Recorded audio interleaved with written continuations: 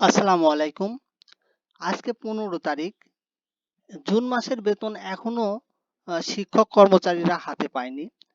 কেন এত দেরি হচ্ছে? এর কারণ হিসেবে তারা ৩টি বিষয় চিহ্নিত করেছে। আসুন আমরা দেখি সেই বিষয় ৩টি কি এবং পরবর্তীতে কবে বেতন পাওয়া যাবে এরকমের একটি কথা কিন্তু জানা গেছে এই সংবাদটির মাধ্যমে। আসুন আমরা এগুলো বিস্তারিত দেখে নিই। সম্মানিত ভিউয়ার্স, দেশের বেসরকারি স্কুল, কলেজ ও মাদ্রাসায় কর্মরত এমপিওভুক্ত প্রায় ৪ লাখ শিক্ষক কর্মচারী এখনো জুন মাসের বেতন পাননি।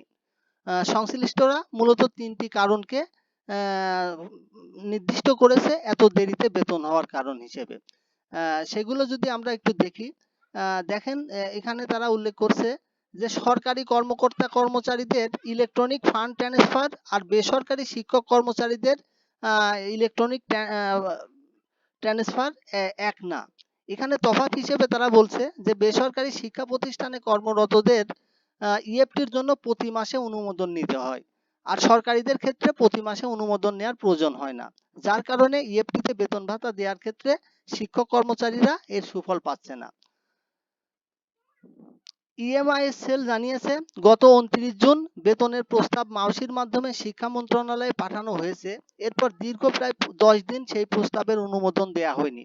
গত 10 জুলাই বেতনের জিও জারি হলেও তা অর্থ মন্ত্রণালয়ের হিসাব মহানিয়ন্ত্রকের কার্যালয় বা এজি অফিসে পাঠানো হয়নি। এখানে গাফিলতি করা হয়েছে। জিও জারির 3 দিন পর গতকাল সোমবার জুন মাসের বেতনের জিও এজি অফিসে পাঠানো হয়েছে। আজ সন্ধ্যার পর অথবা আগামীকাল বুধবার শিক্ষক কর্মচারীরা জুন মাসের বেতন পাবেন। তো সম্মানিত শিক্ষক কর্মচারীবৃন্দ, এখানে কিন্তু এই বিষয়টা তারা নির্দিষ্ট করছে যে আজকে সন্ধ্যার পর অথবা আগামীকাল জুন মাসের বেতন শিক্ষক কর্মচারীরা পাবেন। নাম অপ্রকাশিত রাখার শর্তে ইএমআইএস সেলের এক কর্মকর্তা দ্য ডেইলি ক্যাম্পাসকে বলেন, 3টি কারণে শিক্ষক কর্মচারীরা জুন মাসের বেতন পেতে বিলম্ব হয়েছে। তার মধ্যে প্রথম কারণটি হচ্ছে বেতনের প্রস্তাব পাঠানো যথাসময়ে হয়নি, যার ফলে পুরো প্রক্রিয়াটি ধীর গতিতে এগিয়েছে।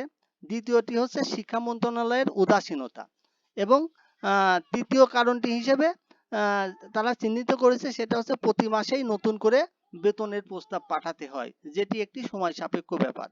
তো এই বিষয়গুলোর কারণেই শিক্ষক কর্মচারীরা ইএফটি সুবিধা ঠিকমতো পাচ্ছেন না, বা ইএফটিতে যে যথাসময়ে বেতন যে আমাদের পাওয়ার কথা, এই 3টি কারণে আমাদের সেটা পাওয়া সম্ভব হচ্ছে না বলে তারা চিহ্নিত করেছে এবং তারা এই বিষয়টা নিশ্চিত করছে যে আগামীকাল অবশ্যই আমরা জুন মাসের বেতন পাবো।